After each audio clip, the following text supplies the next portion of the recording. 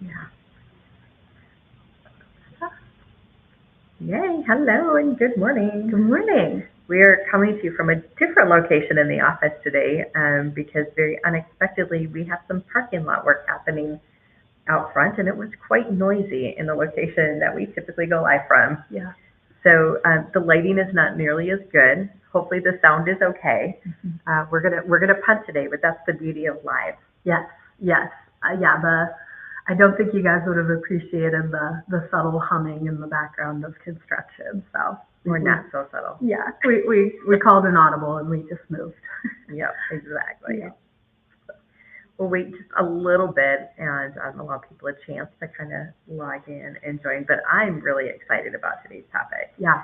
This Performance Max has been a thorn in our side for a really long time. Very long And time. I know it has been for other advertisers and other agencies.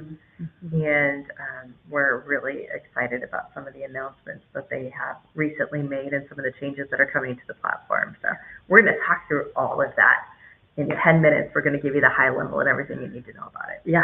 A lot of history with PMAX campaigns, as you know, if you've been on Google Ads for a long time, you know that they haven't always necessarily existed and have very much evolved over the years. So it's been interesting to see that evolution. Yeah. For sure. And, you know, we have, since PMAX first came out, and the Performance Max is a Google ad service, like search ads, like shopping ads. It's just another way to do it. But Google has really, really been pushing hard, like really hard, to get all of their advertisers, all of their campaigns into some sort of Performance Max or PMAX, as we call it, campaign effort. And it was incredibly difficult to manage.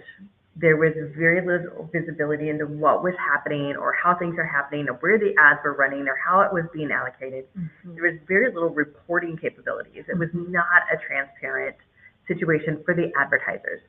And so it was really difficult for us to be able to manage campaigns because we had no idea what was happening within each campaign. And so we have been pretty vocal to most of our clients that PMAX is definitely not a one-size-fits-all. It is not for everybody.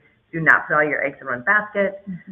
We've had a couple clients that have been very successful in it, but more often than not, our clients were not successful using PMAX. And for all those things that we're going to talk through in a few minutes. Yeah. You know, obviously, if you're new to Google Ads, PMAX sounds like a great option. It's AI focused that it will serve on all platforms, and it says it will serve on the best performing. Where we've been a little skeptical in the past is it likes to spend your full budget if you allocate that. And, you know, most advertisers know spending the budget isn't necessarily the goal, it's getting the results. And that's why we really stayed away from it because of some of those black box features it's got. You know, we don't have insights into which platforms is it performing best on, which devices. There's really little insights on which keywords are driving results. Is it even keywords or is everything just being served on other platforms? So that's where we've just always felt very in the dark with as advertisers. There's a lot more of campaign performance that you can get out of other campaign types. But that's all kind of changing. It is changing, and we're excited about that. So one of the first big changes that we're kind of excited about is the search term reporting.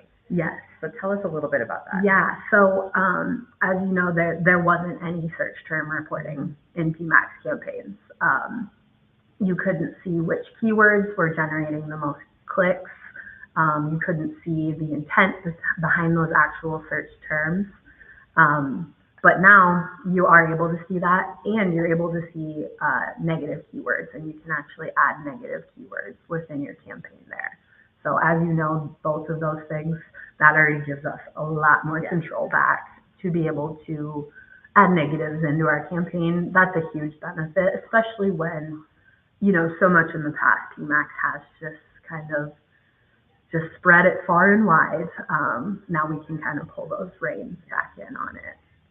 And one of the other frustrations for me to be able to talk to clients about is, like, what's doing better? Is it search? Is it images? Is it video? Like, how are the assets? How are the creatives performing? Yep. And that's also changing. Yes. So now we're going to be able to see asset level reporting. We'll see which videos, which images are performing the best, which headlines, descriptions, really taking all of that guesswork out of the creative aspects of the PMAX campaign. Before, you would just get that alert to add some new images, add some headlines, and you just had to trust Google that, okay, it's time to update that creative. Well, now we have the data to back it up. Yeah, and I love being able to look at creative data because it's like one image might be performing better, one size might be performing better, whether it's mobile, whether it's desktop, and all those different options, videos, like how is it? So, and that's kind of one of the other things that we're kind of excited about. And one of the reasons we've stayed away from PMAX in the past is that we really haven't had a lot of control to actually optimize and improve and test, A/B test within the platform. It literally was just give us your assets, tell us your goal, and there you go. And so, and talk to us a little bit about what's changing as far as our ability to really be strategic and to optimize. Yeah, so obviously with some of those changes we've already mentioned, you have more control over which network you want to place those ads on, whether it's display, search, but now you also have device types. So if that's desktop, mobile, tablet even, you can choose which device types you want to be targeting. And that can be really beneficial for a lot of different business types that maybe have a little bit more unique of a customer experience. For example, maybe they do need to go to a mobile platform of some type. Your website is more optimized for mobile, maybe just stick with that device. Then these are all adjustments now advertisers can make. We're not stuck within that black box anymore of those so exciting. Settings. We can actually be marketers and we can try to market and find our niche audience. Yes. And I think that's one of the other aspects too that I'm really curious to see how it's going to play out is that we start every client conversation, every campaign, like what is the goal? What is the desired outcome? What does success look like? And we really, I say we, your team, sets up every campaign based on what is the desired outcome. Right. And so our hope is, and what they're telling us is with PMAX is that we can start assigning goal attributes. Yes. Some exciting new changes with some of those goals are also coming. As you know, in PMAX, you can set your campaigns to target new customers, but now you can kind of do a few more adjustments to those settings instead of just toggling a box that you want to, target those customers. Now you can kind of do a little bit more optimizing and let the campaign know, yes, we want new customers, but we also want high value new customers, different tweaks that you can do within your goal setting. So we're very excited to go in and test some of those things out. Yeah. And we talk about that all the time when we're setting budgets for campaigns. Like I can drive 1 million people to your website and I could probably do it for pretty inexpensively. Right.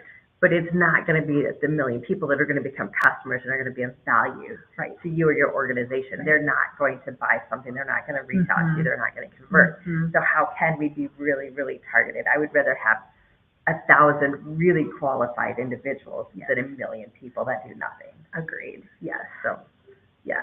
Really, again, honing in on that intent. It's just all exciting things that will kind of work really well together that, should get more use out of those campaigns. One thing we did forget to mention with the assets is if you're, again, familiar with PMAX or even shopping campaigns, there are asset groups that you can set up your campaign with asset groups that go along with those ad groups.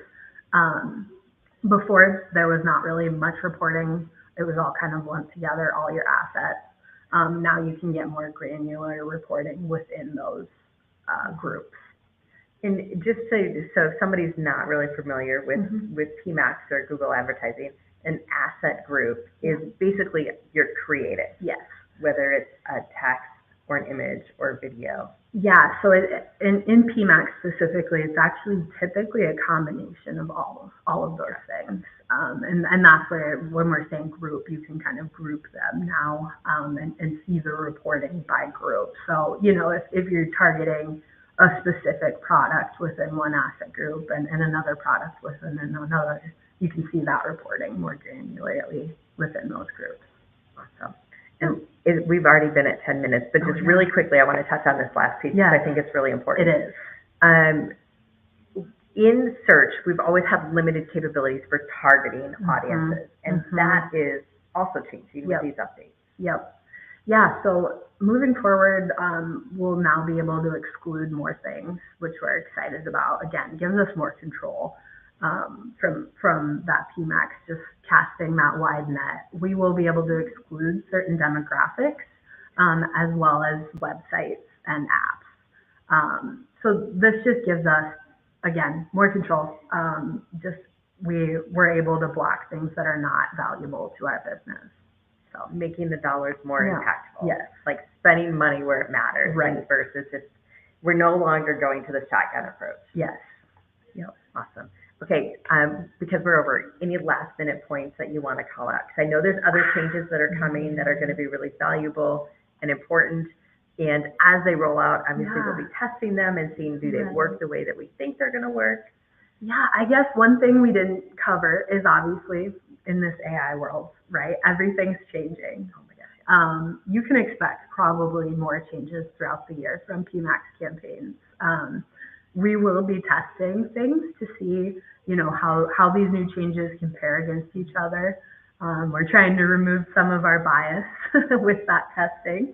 I'm sure as an advertiser, as you know, it's just, you get a preference for which campaign type you like. So we will have to do some testing, and we're excited to share those results. We're hoping if we can share them in a way that also goes with our AI study would be beneficial as well, because I do think there are going to be some crosses between those two things. So, and that's kind of one of the most exciting things that are happening right now in our industry is really this whole AI evolution. Yes. And how can we be smarter, a little bit faster, but really more strategic about everything we're doing and how these AI tools are going to help us get there. Right. So I know this is just one more in the arsenal that we're going to have to experiment with and test and play with a little bit over the coming year as we kind of figure out what works best. Yeah, very excited. So yeah, stay tuned, and we will share those findings out as soon as we know more. Oh, thanks for joining us. If you have any questions, we really didn't have time for that today. Drop them in the comments. We will make sure that we respond to every one of those. If you would like any additional information, we can also send that out to you via email or a chat.